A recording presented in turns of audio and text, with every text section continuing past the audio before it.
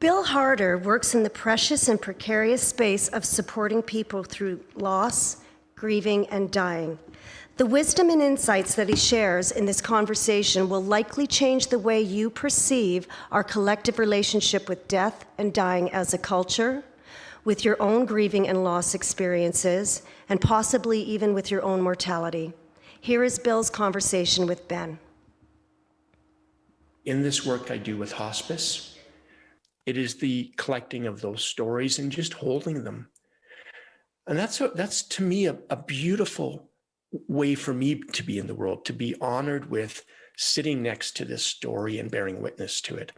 And then maybe in my role here with hospice, mentoring other people in finding the ability to hold that space with somebody.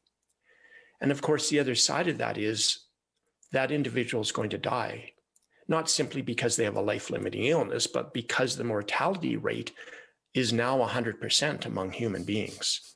That came out just not too many years ago. The World Health Organization released that stat that the mortality rate had risen to 100%. It's frightening.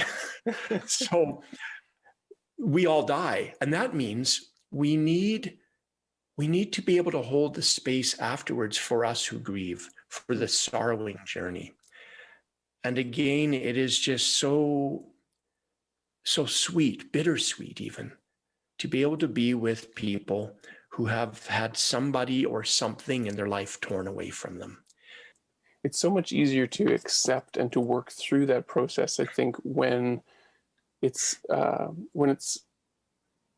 death that is in the proper succession, when we know to expect to bury our parents. No one ever expects to bury their child. Yeah. And so in normal times, when we're able to have a normal funeral, when we're able to gather as a community, and whatever the community's traditions are around having a wake or whatever there is meaningful for that, for their religion, for their beliefs, when all of that's disrupted, and it's someone's child, it feels so much more impossible to wrap your mind around it, even for those of us in the community who are not direct family members. I've been thinking about Sydney especially so much since her death. She babysat our kids, and she was part of our church community as well, and theater community. So I knew her quite well, and it just feels impossible to accept such a young person dying so suddenly when their whole life is ahead of them.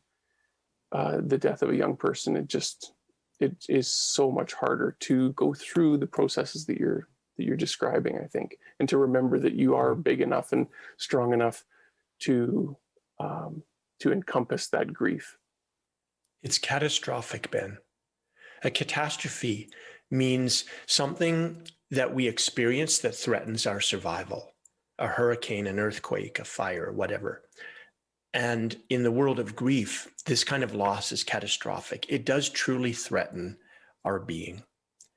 So when we have an external catastrophe, say a hurricane, we realize life is precarious. And if I step out into this storm, I could be taken away.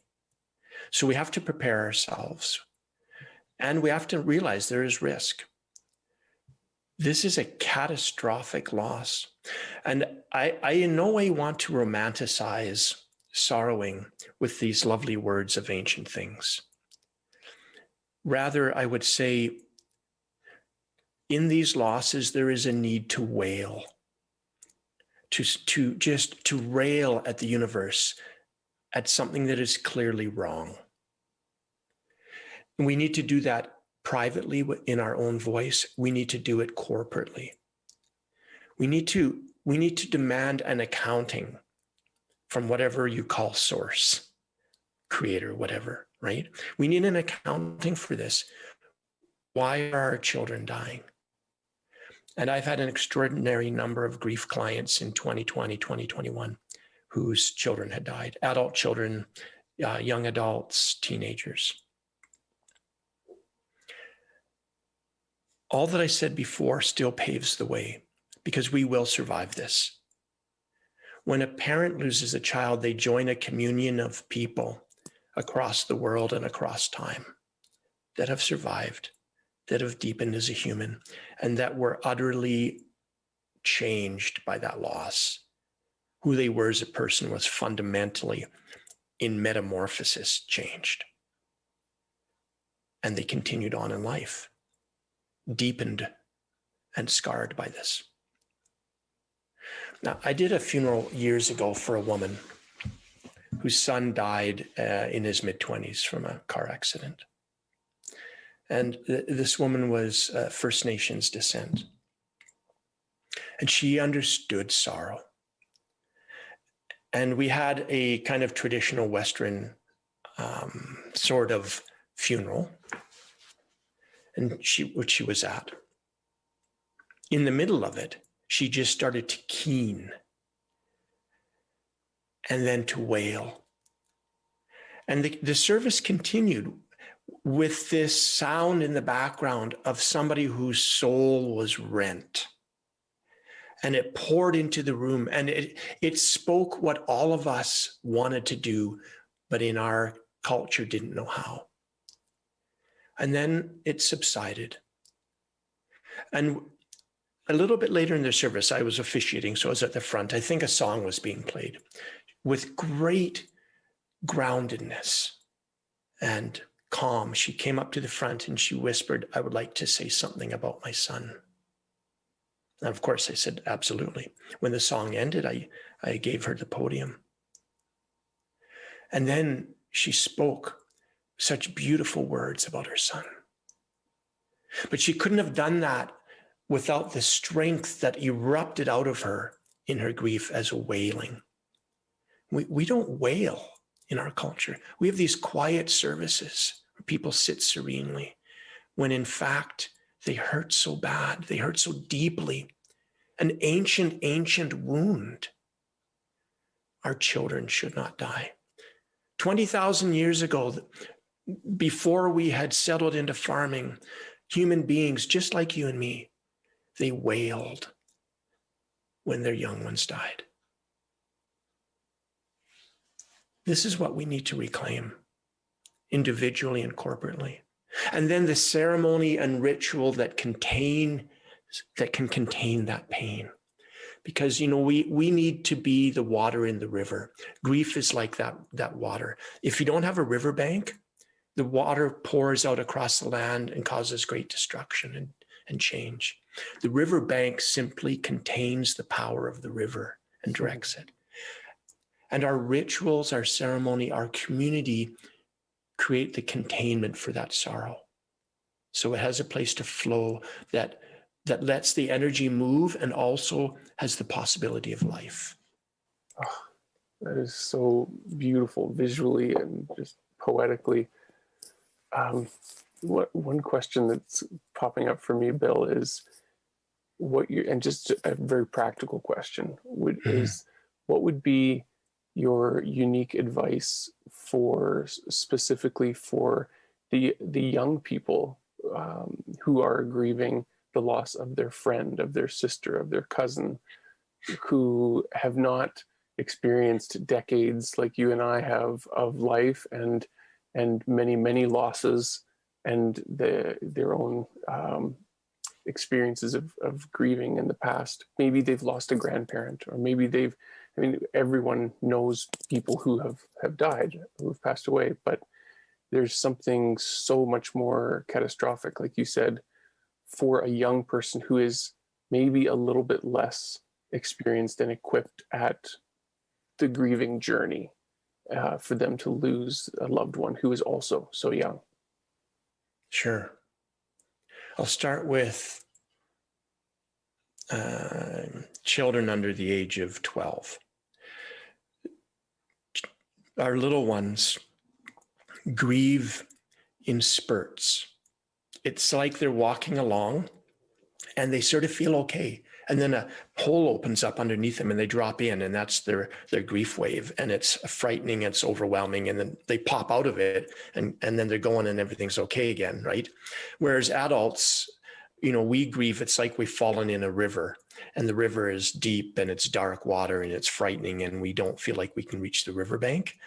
And it's like it all day long. That, children, though, it's more like that other way, where their being needs to engage the energy of sorrowing in small amounts, digestible amounts.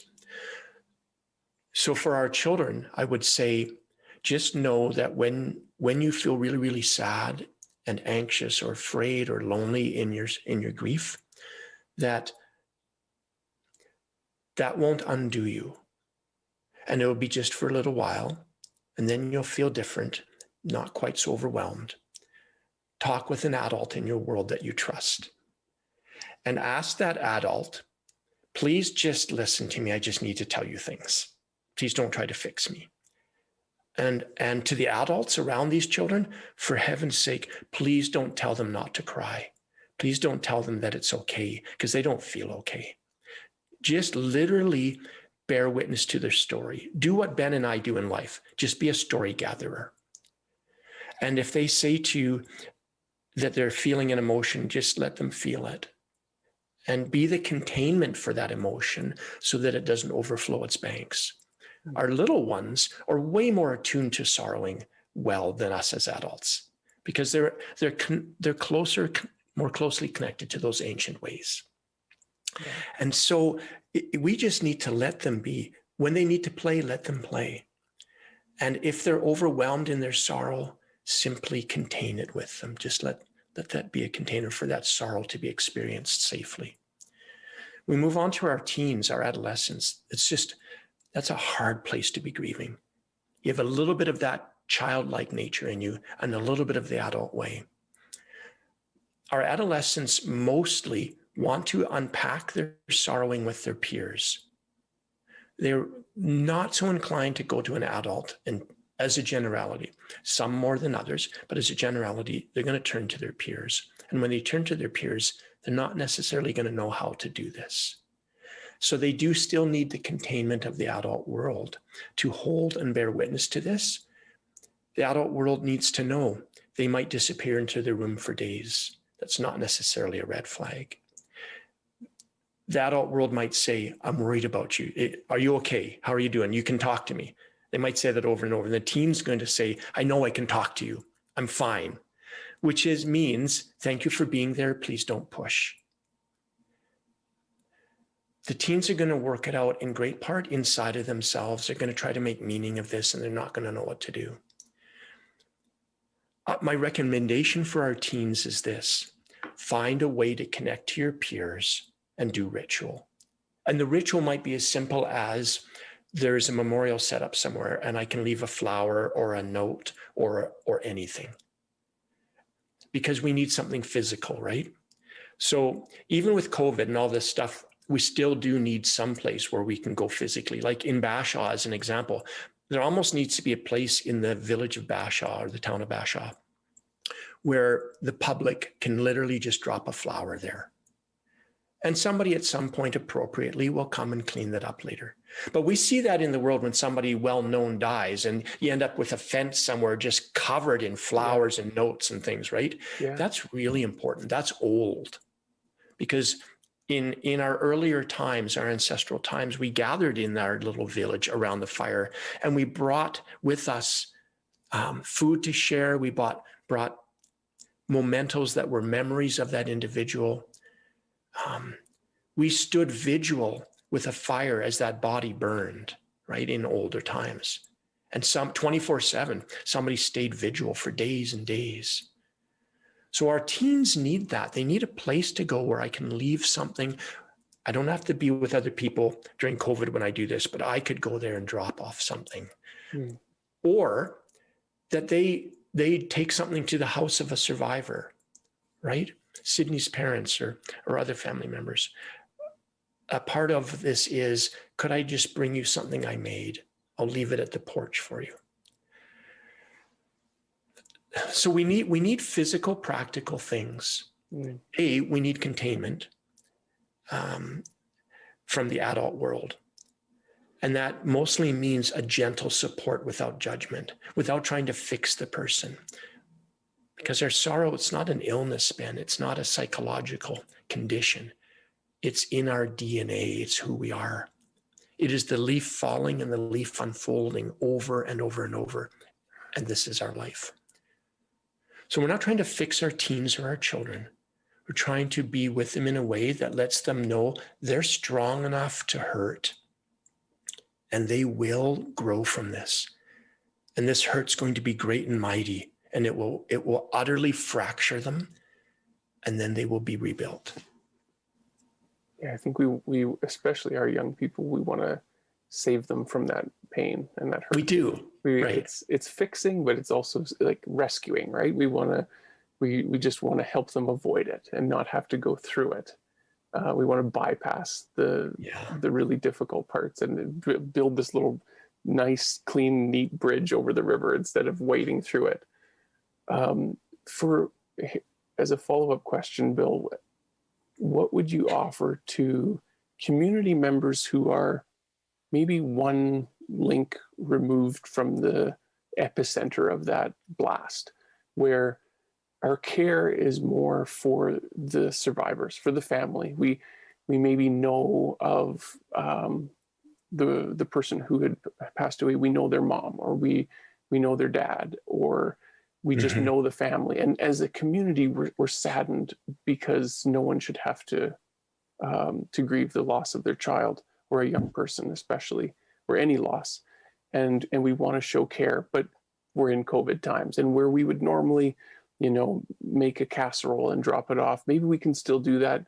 Maybe we don't feel comfortable doing that. Maybe we're not sure if they'll feel comfortable receiving that, or we can't just go through that funeral experience where hundreds of people all offer their condolences on the same day, and then it's done.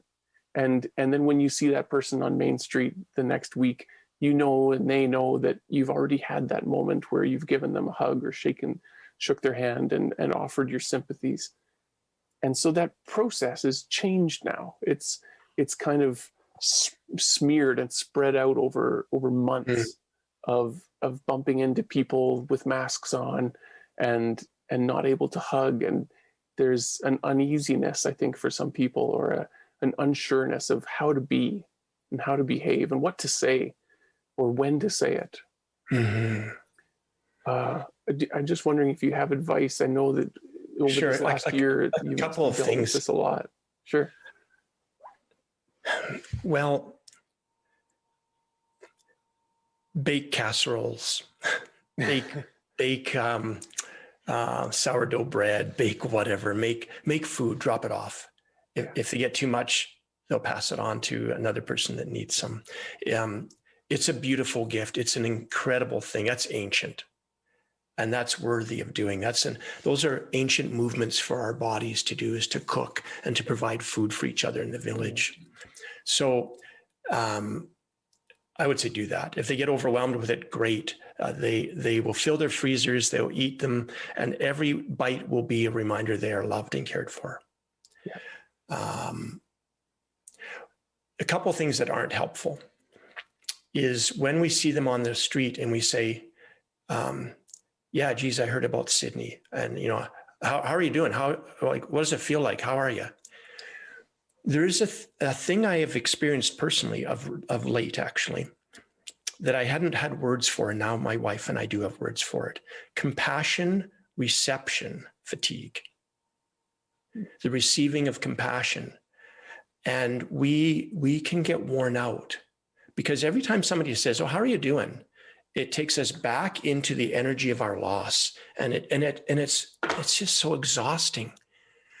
And so it can get to the point where a person doesn't want to go out on the street, especially in a small town, because they don't want somebody to ask them one more time, how are you doing? Yeah. That's not bad. It's just the reality is it can be exhausting to be the recipient of care. And so in order to actually be a container as a community for the loss of the primary people in this story, we need to have words that are gentle and will not cause a person to put up a wall. And it could be something like this. Let's say it's you, Ben, and I see you on the street. I could just say, hey, Ben, I want you to know I care about you. And that's all, right? And Ben says, thanks. And I keep walking. And Ben receives that without a cost to him. And that's huge in our grief world. Ben, I just want you to know I care about you. When you go to the door of somebody's house and you don't know what to say, just say, I care about you. Wow. You're not trying to poke intentionally or unintentionally this great big energy of grieving in me. You're just actually giving me a container. I care about you. We could have 1,000 people walk by that and say, I care about you. And all we have to do is close our eyes and feel that energy wrap around us and soothe that oh so painful part of us. So you could phone somebody up and say, hey, Ben, just phoning to say, I care about you. And they're going to say, thank you. And maybe a little bit of silence. And I'll just say, yeah, that's all. I'm with you in this day. Okay, thanks. Bye. When you drop something off at the door, same thing. I care about you. See, that's not too hard for a human to say, even in COVID. It's so true. And it is so easy. I also, it makes me think of another piece of advice that I've heard about grieving. And that is that some people will sometimes, I think, assume that they shouldn't mention the person who has died. Yeah, I've heard that. Especially for parents, they want to hear the stories. Back to sharing stories, right? They want to hear the stories of what that person meant to their friends or to people in the community who knew that person. And maybe that's different right in the beginning. Maybe that is like you're speaking of a reminder that brings them back into that pain. I don't know when that is appropriate or how you know when it's helpful versus too difficult to say, oh, I loved this about your daughter, or I love this about your mom. This is what I remember. It's really true. The sound of our loved one's name is sweet to us because what it does is it affirms that they are still a part of the village. Like all that's happened, and it depends on one's own spiritual beliefs, etc. But it's possible for me, for instance, with my dad who died 4 years ago, I think now coming up. My dad is very close to me in my heart, like here. And when I tell stories of my dad, I bring him back into membership. It's called remembering, to bring back into membership or to collect back to me as I recollect. So I don't think I would be too concerned about saying, I sure miss Sydney, as she was just such a beautiful person, and saying that to one of her loved ones. Because the name Sydney is going to be sweet to them. It's going to be bittersweet for a long time, but still that sweetness is there. We need to hear the name of our loved one. And let's just say we can be sensitive about it all. Yeah. But I'd err on the side of say the name. Yeah. Because there's something so beautiful about it.